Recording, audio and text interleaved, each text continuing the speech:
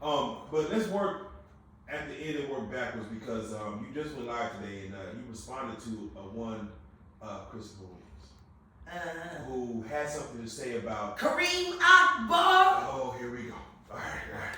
That pretty motherfucker. Fix my hair. Fix my hair. Don't wake me. I'm having a nightmare. You ain't dreaming. You having a nightmare. He said he from Brooklyn. Fuck him. In Brooklyn. Under the Brooklyn. Oh, shit. What up? Let me make sure y'all. What's your? My pad. Yeah, bring it up. Bring it out. I'll show you what you said. All right. Bring it back in, OD. Bring it back in. Going back in 3, 2. I realize you started, man. We back with Jag, man. I gotta say, Jaguar, you just did, I would say, what we would think is unthinkable. 2 million views within a couple of days. 1 million view on part 2, 1 million view on part 3. You realize you started to be back on the blue couch. You killed it.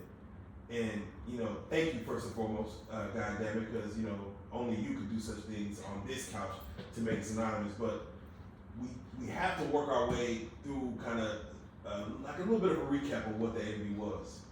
And the first thing at the end, let's work forward, is you went live today on your own Instagram to address on Christopher Williams, who he said, man, fuck what Jaguar talking about. No, he said I was a crackhead. Oh, yeah. Oh, I'm sorry. He did say that. God damn. And this is all I have to say to that. Somebody go get me a cup. I'll piss in it right now, right here on camera. And I guarantee you the only thing you'll find in my urine is alcohol and THC. That's all I do. I am a retired drug dealer. Never get high on your own supply. 10 crack commands. come on. I remember when the song came out. I don't do meth. I don't do coke. I don't do heroin. I sold that. More importantly than that, my father was a drug and alcoholics counselor, a retired addict himself. I knew everything about drugs by the age of 7. My father used to sweat out heroin addicts in our basement. See, I thought it was crazy when I was young, but as an adult, I understood why my father brought his work home with him, because he wanted us to see where this shit ended, so we wouldn't want to begin. See, when you see a motherfucking grown-ass man, 6'7", 267 pounds strong, crying like a fucking baby, having fucking heroin withdrawals. At the age of 5, it becomes very clear that's not the shit you want to do. When your father goes into a crack house with a 45 in one hand and a Bible in the other, and walks out with them both with blood on them, with your god sister in her arms, because he had to beat the nigga that was raping her off of her, because her mama sold her to get high for her money. Like, I had to sit with my god sister when my dad had to literally beat a nigga off of her from being raped.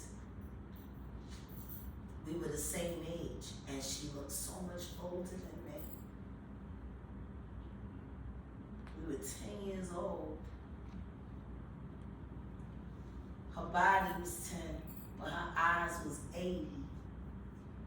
She looked so old to me. The nigga that I had to shoot to stop him from raping her. Clean shoe. See, I know what drugs do. And I know what people will do for drugs. To accuse me of being an addict, whether you're accusing me of being a meth head or a crackhead or a cokehead or whatever it is, it's insane. I save people from drugs. Just like I save people from sex traffickers. I save people. I wonder how many people are gonna be saved after my 2C tutorial. Come on. Come on. It's crazy. Like, y'all motherfuckers don't like the way I say shit. But it's effective. It saves lives. Fuck you mean? So you were saying Christopher Williams, the dick sucking hoe? Yeah, what did you say about him? What do you? Because he's like, I'm from Brooklyn, and I would never. And he's a dick sucking hoe from Brooklyn. He's a light-skinned, lightweight, JBL headphone stealing, pussy ass motherfucker. That was 2017, Jack. And 2017, that was less than a decade ago. Who the fuck fucking steals JBLs? Instead of beats. You're an artist. You should know the difference in sound quality, ho. The beats, the JBL. The beats that you stole in JBL. The beats were hotter. Oh, man. Okay. So, with that being said, yes, you ruffled some feathers. Fuck them. And Fuck the feathers. Put them in a pillow. Go to sleep. Faith Evans just responded to your comment. She's saying she heard your story about, y'all's like, and she said hilarious. That's the only comment, hilarious. Got it. Like, that's an interesting rebuttal. I don't understand. Where's the rebuttal? What is hilarious? What I said, or the fact that she didn't have anything else to say other than hilarious? See, I find that hilarious. One word responses, I find hilarious. Cause see, a one word response is you looking for someone to let you off the hook for something that you don't want to say. And at the end of the day, it is hilarious. You married Biggie when you wanted Tupac. That's hilarious. You wanted Grammys, but you settled for ghostwriting for a whore like Mary J. Blige. That's hilarious. You wanted to build real R&B divas franchise, and you settled for Stevie J and Mona Scott and Jocelyn Hernandez and The Masked Singer while he films you in your home, disrespecting you. That's hilarious. You married your child's godfather, and he wasn't never looking out for neither one of y'all. That's hilarious. Or the fact that Valletta Wallace would have rather had Little Kim, a woman that really loved her son, than you as a daughter-in-law. That's hilarious. You want to talk about hilarious? Hilarious is settling for a life that is so far beneath you cousin.